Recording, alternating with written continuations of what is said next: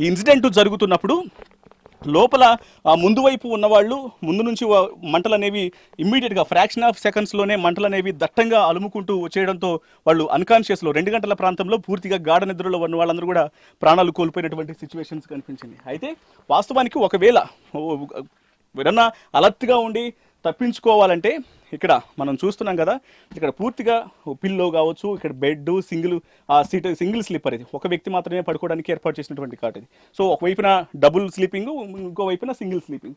ఇక్కడ ఏదన్నా ప్రమాదం జరిగినప్పుడు ఇక్కడ ఎమర్జెన్సీ ఎగ్జిట్ ఏదైతే కనిపిస్తుందో ఎమర్జెన్సీ ఎగ్జిట్ను ఇక్కడ నుంచి ఈ గ్లాసు పగలగొట్టుకొని బయటకు దూకి తప్పించుకోండి అనేటువంటి ఇండికేషన్స్ అనేవి ఇక్కడ ఇస్తూ ఉంటారు. అయితే వాళ్ళు తప్పించుకోవాలంటే ఇక్కడ ఉన్నటువంటి హ్యామర్, ఇక్కడ మనకి కనిపిస్తుంది కదా, ఇది హ్యామర్ పాయింట్. ఇక్కడ నుంచి హ్యామర్ తీసుకోవాలి.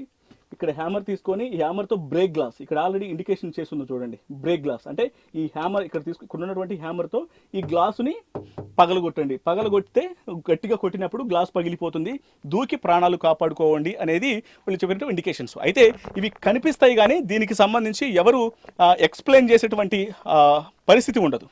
డ్రైవర్లు కావచ్చు, లేకపోతే ఇక్కడ ఉన్నటువంటి లోపల ఉన్నటువంటి సిబ్బంది, ఒక హెల్పర్ ఉంటాడు డ్రైవర్తో పాటు.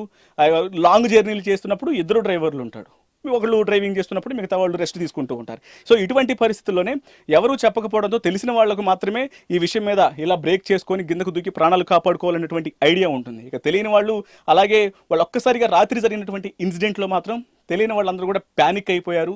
ఒకవైపున పొగ మంటలు కమ్ముకోవడంతో వాళ్ళు ఏ నిర్ణయం తీసుకునేలోగానే మంటలు వచ్చి ఒక్కసారిగా దహించి వేసే మొత్తం ప్రాణాలు మొత్తం కోల్పోయినటువంటి పరిస్థితి. మాంసపు ముద్దలుగా మిగిలిపోయారు దాదాపు 20 మంది ప్రాణాలు కోల్పోయినటువంటి వాళ్ళందరూ కూడా. ఇటువంటి పెద్ద ఇన్సిడెంట్ అనేది ఈ మధ్యకాలంలో చోటు చేసుకోలేదు. సో లోపల ఉన్నటువంటి వ్యవస్థ అంతా కూడా, ఇంకా పైగా ఇది లేటెస్ట్ వెర్షన్ కావడంతో ఇక్కడ 2 స్టెప్స్ వైజ్గా ఉంటుంది. మీకు ఇక్కడ కింద ఒకటి కింద ఉంటుంది, అలాగే 2 స్టెప్స్ కింద లోయర్ బెర్త్ ఉంటాయి, లోయరు అలాగే అప్.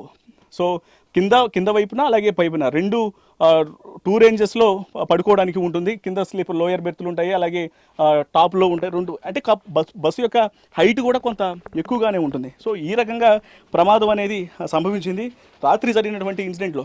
ఒకవేళ ఇట్లా గ్యాస్ ఫైర్ సేఫ్టీకి సంబంధించినటువంటి సిలిండర్లను కూడా ఉంచుకున్నప్పటికీ కూడా ఎప్పుడైతే ఇక్కడ డోర్ను ఓపెన్ చేయడానికి సంబంధించినటువంటి వ్యవహారంలో భాగంగా డ్రైవరు ఇక్కడ నుంచి పరారవడం జరిగిందో, మంటలు లేచిన తర్వాత లోపల ఉన్నటువంటి హైడ్రాలిక్ వైర్స్, ఈ డోర్ని కనెక్ట్ చేసేటువంటి వైర్స్ అనేవి డ్రైవర్ దగ్గర ఉంటే అవన్నీ కూడా డిస్కనెక్ట్ అయిపోయాయి.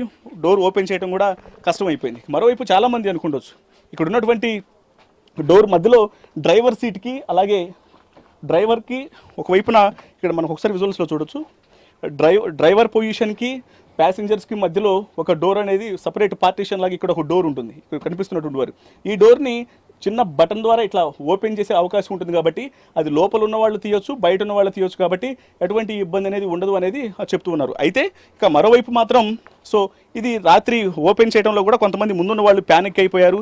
ఇక్కడ ఓపెన్ చేసినప్పటికీ కూడా ఇక్కడ మెయిన్ డోర్ని ఓపెన్ చేయడానికి మాత్రం ఇబ్బందికరమైనటువంటి సిచ్యువేషన్స్ ఏర్పడింది. కానీ కొంతమంది మాత్రం అప్పటికి వెనకాల వైపు ఇక్కడ ముందు ఆ డోర్ను ఓపెన్ చేసుకొని డ్రైవర్ సీట్ ద్వారా ఉన్నటువంటి విండో నుంచి కూడా దూకి ప్రాణాలు దక్కించుకున్న వాళ్ళు కూడా ఉన్నారనేటువంటి విషయాలను అయితే తెలియజేస్తున్నారు.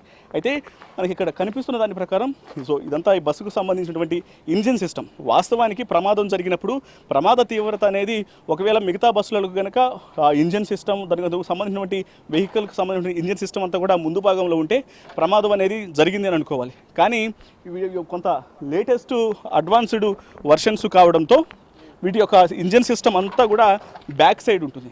సో దీనికి ఉన్నటువంటి ఇక్కడ మనకు స్పేసియస్గా కనిపిస్తున్నటువంటి ఈ భాగం ఏదైతే ఉందో ఇక్కడ ఇదంతా కూడా దీనికి ఉన్నటువంటి ఇంజన్కు సంబంధించినటువంటి సిస్టమ్ అంతా కూడా ఈ పర్టికులర్ పొజిషన్లో ఇంజన్ సిస్టమ్ అంతా కూడా ఈ సరౌండింగ్లో కనిపిస్తుంది, ఇక్కడ వెనకాల వైపు ఉంటుంది. సో దీని కారణంగా ముందు ఒకవేళ ఇక్కడ ఇంజన్ సిస్టమ్ అనేది ఇక్కడ ఉండటం, ముందు నుంచి మంటలు అనేవి చెలరేయడంతో మంటలు ఒక్కసారిగా మంటల తీవ్రత అనేది పెరిగి దాదాపు 20 మంది ప్రాణాలు కోల్పోవడానికి కారణమైంది. మొత్తం ఈ యొక్క ఇన్సిడెంట్ అనేది 2 తెలుగు రాష్ట్రాలను కుదిపేసింది. మొత్తానికి ఈ యొక్క వీకావేరి బస్సు ట్రావెల్స్ ప్రమాదం 2 తెలుగు రాష్ట్రాల్లో అనేక కుటుంబాల్లో విషాదాన్ని నింపినటువంటి పరిస్థితి కనిపించింది. ప్రస్తుతం ఈ ఇన్సిడెంట్కు సంబంధించి అధికారుల దర్యాప్తు అనేది కొనసాగుతోంది. కెమెరా పర్సన్ అమర్తో రత్నకుమార్, వీకావేరి ట్రావెల్స్ ప్రధాన కార్యాలయం నుంచి.